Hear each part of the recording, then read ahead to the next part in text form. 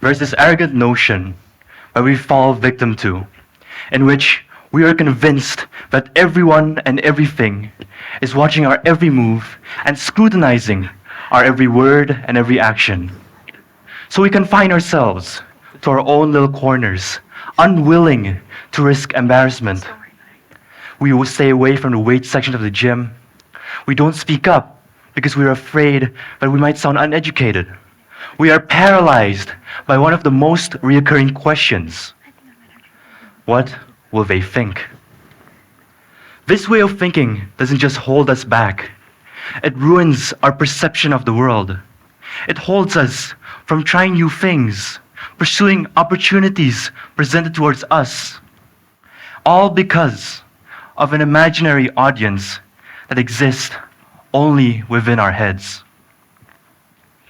In grade 7, when I first heard about our school's Model United Nations Club, I was interested in the very idea of MUN. However, the mere thought of standing in front of a crowd, stating your speeches, stating your arguments, terrified me. So as much as I was intrigued, I was discouraged.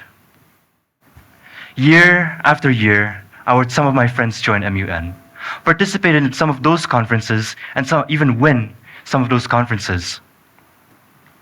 Eventually, after 3 years of hesitation and a few words of encouragement from them, I participated in one of my first conferences.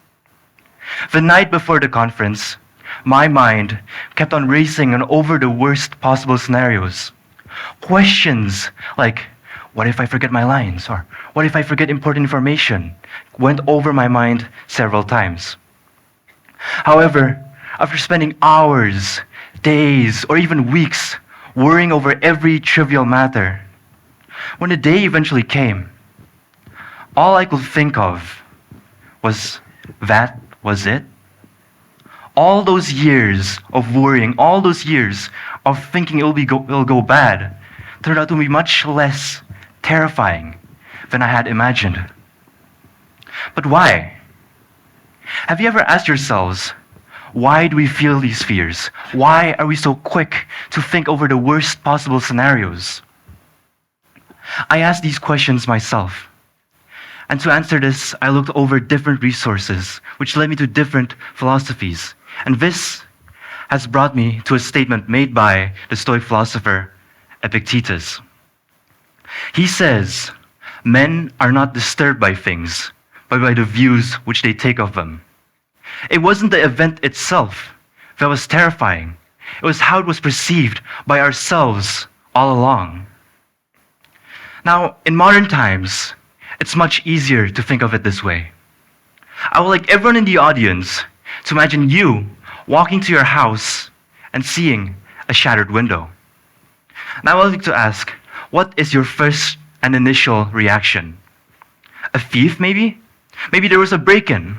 Or maybe someone threw a rock at your house, out of spite maybe. Or maybe it was just a few kids playing ball. Things like these are like things in our everyday lives. We must assess our situation and judge accordingly, respond accordingly, and not overthink over such situations. But why do we overthink in the first place? Well, these reactions are natural or primitive, as it is caused by a phenomenon called the negativity bias. What it essentially is just a survival mechanism initially designed for our ancestors to detect and avoid danger.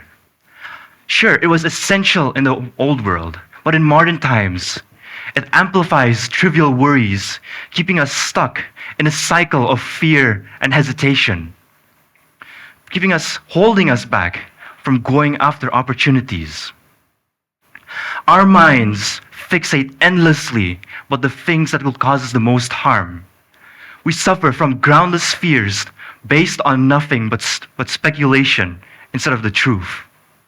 Our minds are incredibly uncomfortable with the idea of uncertainty. But what if, instead of focusing on these things, what if we'll try to concentrate on what we can?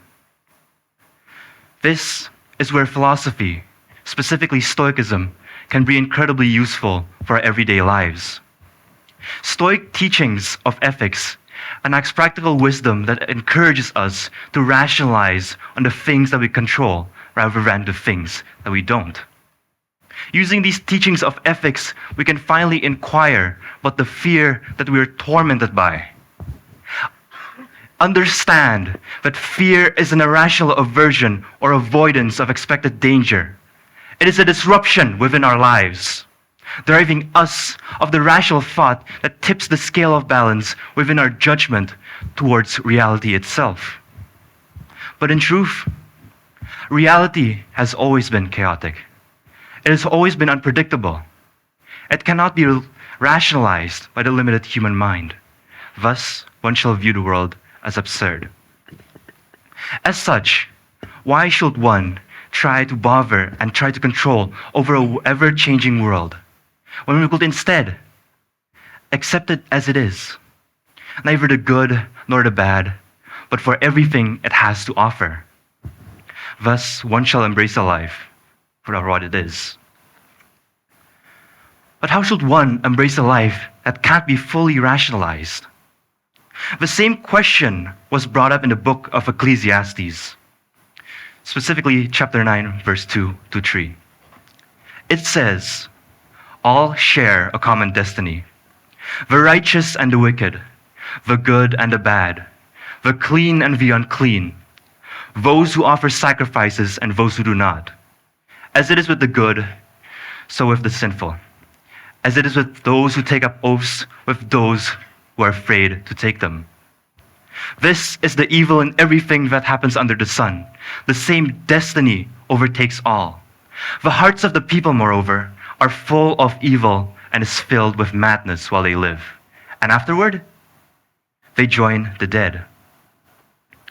Ecclesiastes, much like Stoicism, acknowledges the material truth that no matter how much we try to seek control, the life we ought to live for is limited by the human condition. And in the end, we are all subjected to the same materialized fate. So what do we do? If control over a world is an illusion, where should we turn our focus instead? As the Stoic philosopher that I've mentioned, Epictetus, he serves as the embodiment of this idea. One of his most profound ideas was to split the world into two spheres: those things that we control and those things that we don't. First, we don't control the weather. We don't control the economy. We don't control the government. We don't control people's words, actions, and how they view on us, their judgments upon us. And despite our best efforts, we don't fully control our own bodies. We all get sick, we all grow old, and we all eventually die. So what do we control, according to Epictetus? He says, according to him, that what we control is our beliefs. He states that emotional struggles come from two fundamental mistakes: that we try to exert control over something we have no power over. We insist that things must go on our way. And when it doesn't, we feel helpless, frustrated, or even angry. We fail to control our own thoughts and beliefs. We use external events as excuses, convincing ourselves that we must feel a certain way. Now, for the transitions here, take your IP presentation as an example. Let's say, or imagine, you walking into a room filled with coaches. You can't control their moods, you can't control their opinions, you can't control their questions that you're up against. But what you can control is how you answer those questions, how much you carry yourself, how much you prepare. Now let's say the presentation doesn't go well. Maybe their moods were sour, or maybe the moment you walked into that room, they're already disappointed in you. If you fixate on that, you'll feel defeated, you'll feel stuck, you'll lose composure. But if you apply it elsewhere, you'll slowly regain your power. Slowly gain composure, you'll slowly be fine. So the next time you feel fear or hesitation or anxiety, remember that it's not what happens to us, but it's how we react to it that truly matters. My name is Danu Pasola Ostenrik, and thank you for listening.